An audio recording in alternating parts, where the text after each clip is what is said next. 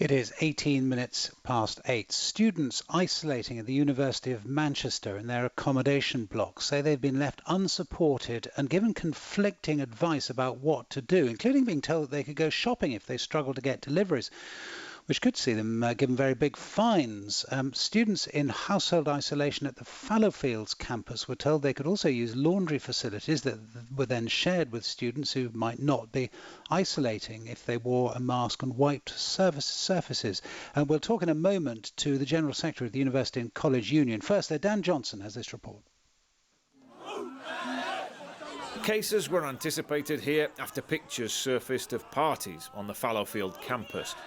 And now many flats are isolating, with hundreds of confirmed cases and many more showing symptoms. Now there's so many flats isolating, I don't know anyone at the moment who's not isolating. Molly agreed to talk to us, but she didn't want to give her full name. Even staying within our flat, we're sharing a front door with people, so we're sharing hallways and stuff with other flats who were isolating when we weren't told to isolate. So I just think it's a really big lack of foresight and planning. Self-isolation means you should not leave your house or privately rented accommodation. This is the university's advice video for students. If you are living in university's residential halls, contact your Life team.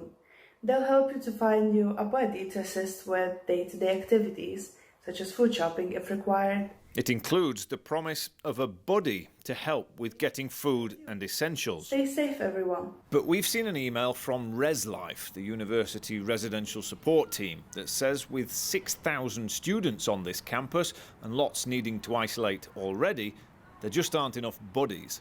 And Life said that it would be completely unmanageable to provide buddies. And they actually suggested that we, basically an asymptomatic member of our household, someone who didn't test positive and didn't have symptoms, to go out and do shopping and do washing and collect post, which is, to the best of my knowledge, that's breaking the law. Let me check. They told you that if you couldn't get food, someone from the house could go out to collect it? Yes, that's correct.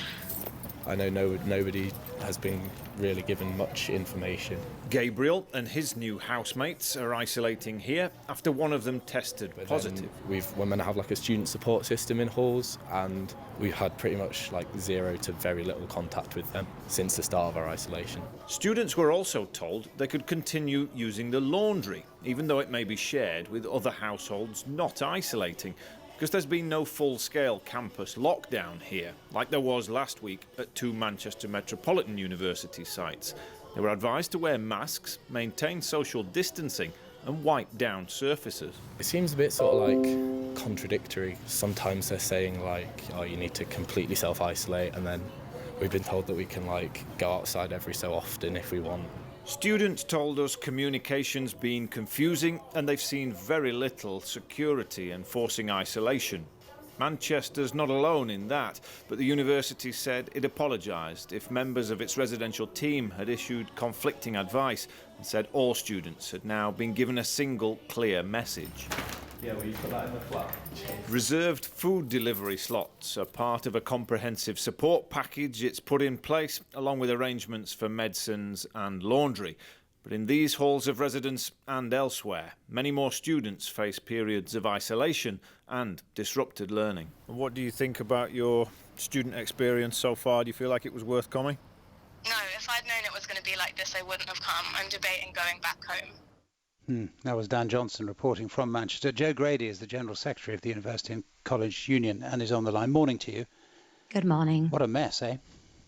Absolute mess. The worst of all, particularly to hear the student there who was just lamenting that she was in this situation, is this was completely preventable. Our union has spent all summer trying to get the government and universities to take action on this, trying to get them to see the sense and indeed the science of moving as much teaching as possible online. They pressed ahead, and rather than spending summer addressing, the very basic questions that students are now asking, they've been ill prepared, and we're seeing this disaster unfold. Are you saying that students should not be in these halls of residence? They never should have gone to Manchester and to other cities? So our request over a month ago now, but branches have been making it on a local level, was for government and universities to intervene and to put as much online teaching as the default, and in order to avert a public health disaster, but what I think is increasingly going to turn into a student mental health disaster, to not come back to campus. Yeah. So you're saying that they should not have come back to campus? I think, just to be clear, for some students, campus is home, but for those who have a safe and secure home, Right. who didn't need to come, there should definitely have been the encouragement for them to stay somewhere safe. And would that not, though, have led, in the end, you talked about a public health disaster, would that not have led to a much worse disaster for them, in as much as they would not then be getting the experience that they had paid for? And there are plenty of universities that are going ahead perfectly okay at the moment. And that kind of blanket thing was rightly rejected by the government, because that also would have been a disaster, just a different sort of disaster. No, I'm not convinced by that. I mean, I think the experience that we're seeing playing out across numerous universities now in Scotland and in England is definitely not the experience that any student thought that they were going to arrive But it is a for. minority of them, isn't it? If the last count, though I suspect it's gone up, is 49 universities had outbreaks. Many have not even... But hang on a second, there are outbreaks everywhere. I mean, and it's not a disaster for a student to contract it, for most students to contract it. I just wonder whether we've got to. And also that advice from Manchester University was probably quite wise, wasn't it? It's better to go out safely than to starve. We've got an MP who went down to vote in Westminster, etc. I mean, everyone's got to be sensible about it, hasn't it? And I just wonder if kind of persuading students that this is some sort of public health disaster for them is maybe a bit unwise. This isn't just students. This is a public health disaster for everybody who works and is associated really with a campus.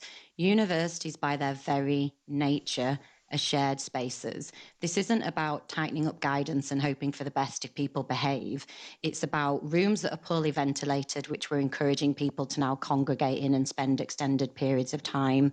It's about no track and trace system to actually monitor who has it. It's about not even testing people if they're non-asymptomatic and encouraging them to potentially break the law, from the report that we've just heard. All the while, if we look across the pond to America, that same sort of behaviour is what's leading to people getting infected.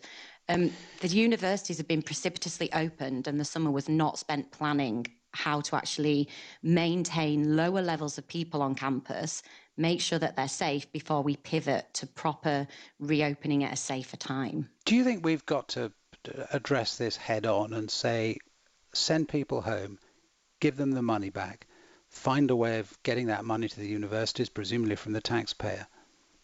Our position is quite similar to what you've just outlined. The government keep talking about Christmas and getting people home, but if we don't do something now, what we're going to see is a cycle of people isolating and then being forced to re-isolate, students passing it on to staff. So what we need now, the bare minimum, is for students and people who want to leave, for there to be a safe and managed way for them to be able to do so, for there to be no financial detriment, for extra funding into the sector to cover the loss of income, and for default online teaching now wherever possible.